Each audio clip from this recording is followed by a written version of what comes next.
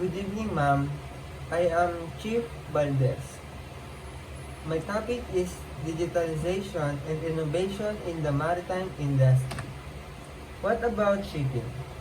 Emissions from international shipping to peak and decline to peak GHG emissions from international shipping as soon as possible, and to reduce the total annual GHG emissions by at least 50% by 2050 compared to 2008. IMO strategy on reduction of GHG from ships getting to zero. Pollution accelerating maritime shipping's decarbonization with the development and deployment of commercially viable deep sea zero emission vessel by 2030. The circular economy mode.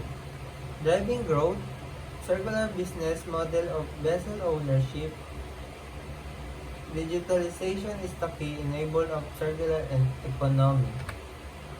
9,000 Fleet Express enabling the connected vessel. 50% increase in data consumption from 176 GB to 270. The average volume of data download per vessel in January 2018 is 176 and January 2019 is 270. State of digitalization Inmarsat findings. How mature is the maritime industry in relationship to adoption of digitalization? That is the question. State of innovation. Policy outlook. The maritime startup ecosystem concept of the connected vessel, application areas, connectivity and sustainable and market sizing. Maritime digitalization trends. 2.5M, 100%, 14%, 51%. Ship operations, how ships work and how they are able to safely move cargo across ocean. Port operation. Improve vessels scheduling through collaboration decision-making tool like sea traffic management, port call, and cargo mate, dock tech. And the example is collaborative decision-making platforms for port stakeholder, automation and advanced robotics from cargo handling. Ship management and services. Postec develop mixed reality solution to help engineers in ship dockyard inspect work and communicate with other team members. Innovative use of the drone technology to conduct inspection for class societies and even make deliveries from ship agent. Cloud platform for managing and automating crew administration and travel, and for enhancing and automating parts procurement. The example is mixed reality to train and remotely assist engineer at sea, cloud-based perform optimization tools, drone technology for ship agency and inspect services, cloud platform transforming administration and procurement. Trade facilitation. Ship broking moving on the cloud with platform including OpenSea, VesselBoat, and Sea, moving the entire ship broking process online. Containers modernizing traditional freight forwarding with a cloud-based platform that allows even small forwarders to trade digitally. Shipamax using AI to extract and process key supply chain data from email and PDF documents. Blockchain being successfully used to replace paper bills of loading and used to process the data to power the insurance market.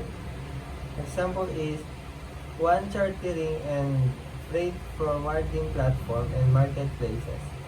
Blockchain-based trade documents and marine insurance trade documents processed with AI lot-enabled insurance claims handling.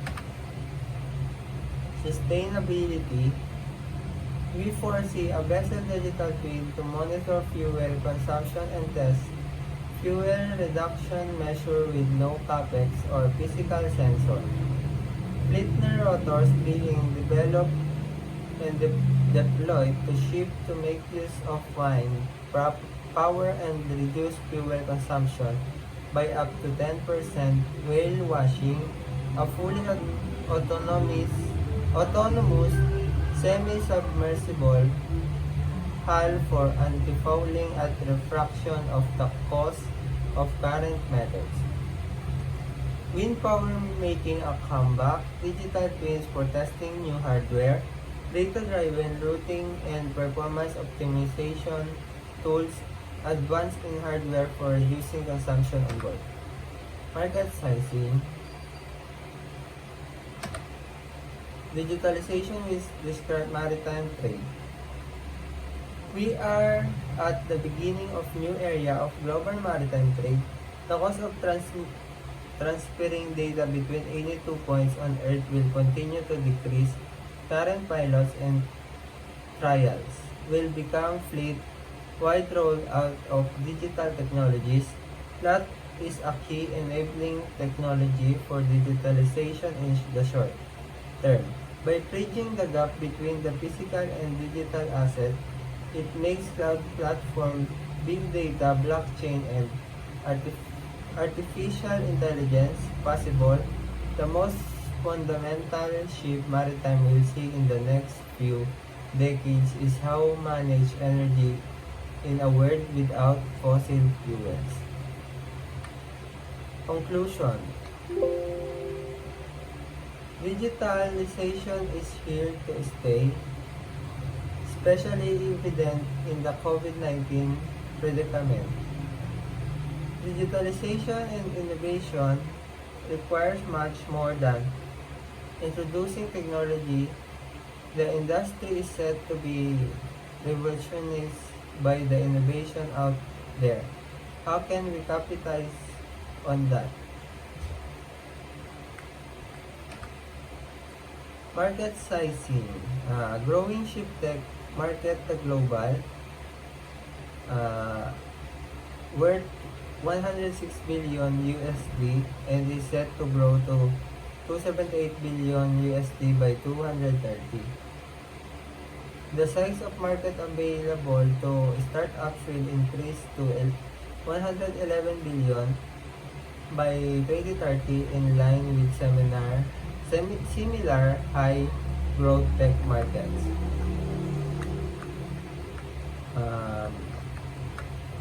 2.5 million average ship powner investment in IoT solution over the next 3 years. 100% of owners surveyed will be using IoT for fuel consumption monitoring by 2023 to meet emission regulations.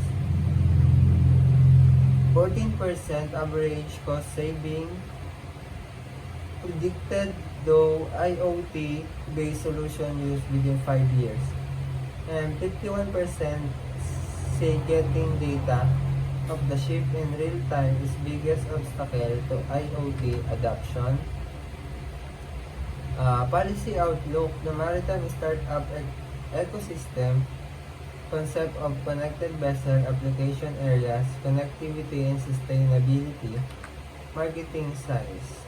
This is the question. How mature is maritime industry in relation to adoption of digitalization? Number 2, does the maritime industry have the skill it needs for digitalization? Number 3, how mature is the maritime industry approach to security? Number 4, how advanced the maritime industry approach to data?